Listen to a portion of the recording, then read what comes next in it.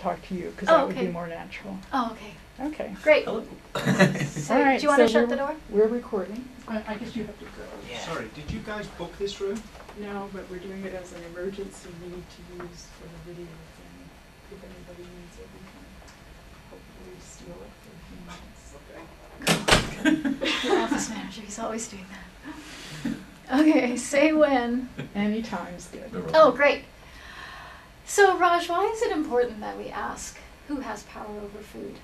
Well, if you're interested in hunger, or if you're interested in diabetes, or if you're interested in a range of issues that are related to diet, pull back the immediate sort of medicalization of that issue, and you find that actually the origins of hunger, for example, the origins of certainly of overweight in the United States, have much more to do with power than they do with any specific kind of individual failing or something that can be treated individually.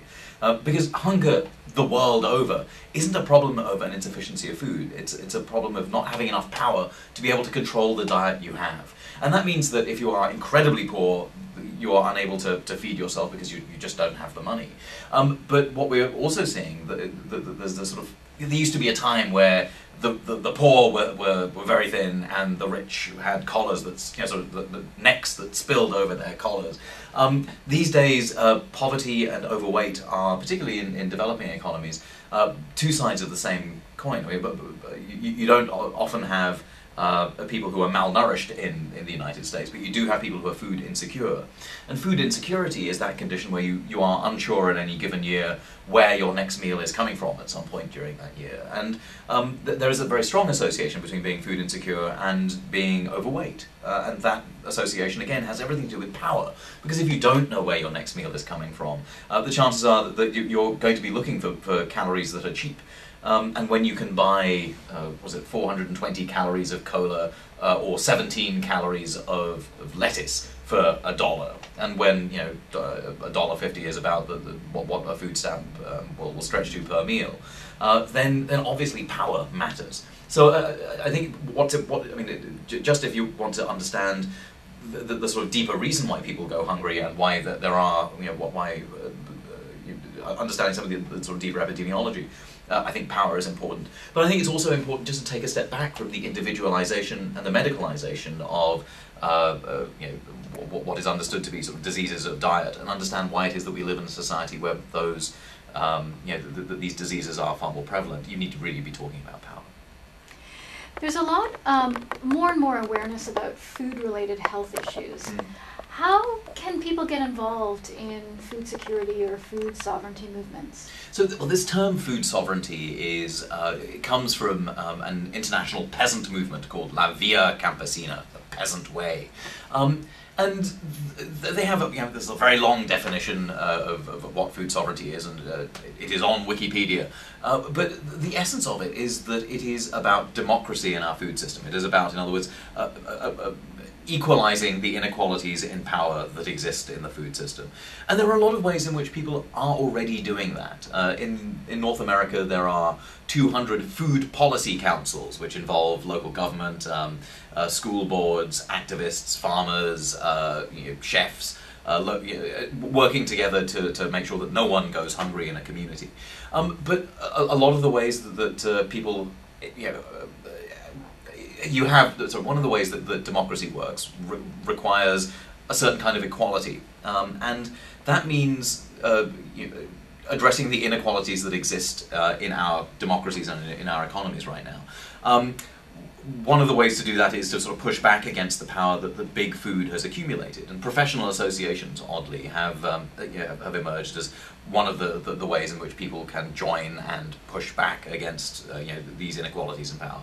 But these inequalities in power are manifest all the way from from inequalities between nations at the World Trade Organization to inequalities in the household. And certainly one of the things we need to be talking about is the gender inequalities in power that exist, that prevent, that result in the fact that 60% of people who are malnourished today are women or girls. That's not an accident. It's a persistent fact, and it's one that has everything to do with an inequality in power. So in terms of getting involved in food sovereignty, certainly there are groups in the communities where we live, professional associations we may be a part of, certainly governments in which we are citizens, often democratic governments, though imperfect democracies always, but also within the household. And I think through many of the movements around the world, the social movements, the food movement, there are opportunities to get involved to try and address these inequalities in power. Why were you interested in contributing to the PLOS Medicine series on big food? Well, because it's a great honour. I mean, it's a terrific journal, and it's also an important subject in an important with an important audience that I think when one thinks of the politics of food. I mean, I find myself often speaking to audiences of people who are foodies in one way or another. But I also work with peasant movements, and I also work with some groups of incredibly poor people who are fighting to make the food system more equal. But the food industry is very conscious of a groundswell of opinion around certainly many of the products that the food industry produces that are over-processed and that are obesogenic, that have various kinds of deleterious health impacts. And the food industry is kind of pushing back. And caught in the crosshairs are medical professionals in one way or another, finding themselves either assaulted by the food industry's information, or indeed the pharmaceutical industry and the food industry are coming together. So you have this booming new sort of field of nutraceuticals. And I think that it's important in that discussion to sort of move away from the sort of medical efficacy of one intervention over another and ask why it is that we live in a world where in the United States 1 in 3 children born in 2000 will develop type 2 diabetes. Why is it that we find ourselves in these peculiar and very deeply wrong situations to which the remedy is always an individual prescription rather than a discussion around social change? And I think that's why I was very pleased that the editors saw fit to have a discussion on big food. And I certainly think that for anyone in the medical profession concerned with something like diabetes, and 1 in 5 healthcare dollars in the US is spent taking care of someone with diabetes, the power of the food system is omnipresent, and we need to figure out ways of talking about it. Great, thank you. Maybe the one thing is for him to do a little introduction on camera of his own article, which we might at some point want to run That's a great idea. and next to the article. And if you would name the name of the journal too, while you're Okay. I've forgotten the title. It was one of these. Food sovereignty. Power, gender, and the right to food. Okay. Hang on one sec. Okay. So as if you asked the question, don't speak to the camera. Oh, don't. Speak Okay. to me. Okay. Food sovereignty, power, gender. Okay, so my name's Raj Patel, and I'm the author of Food Sovereignty, Power, Gender, and the Right to Food, which is in the latest issue of PLOS Medicine. Great. And if this time, actually, to do it that way, where you are introducing yourself, it does make sense to speak directly to the camera. So I'll just allow you to do one more time. And just say a little bit about it, the article, or the editorial. It's an essay, right? It's an essay. Yeah, just as if you were introducing it, doing your elevator pitch for that one article. Okay. And you can say your name again, because that'd be good.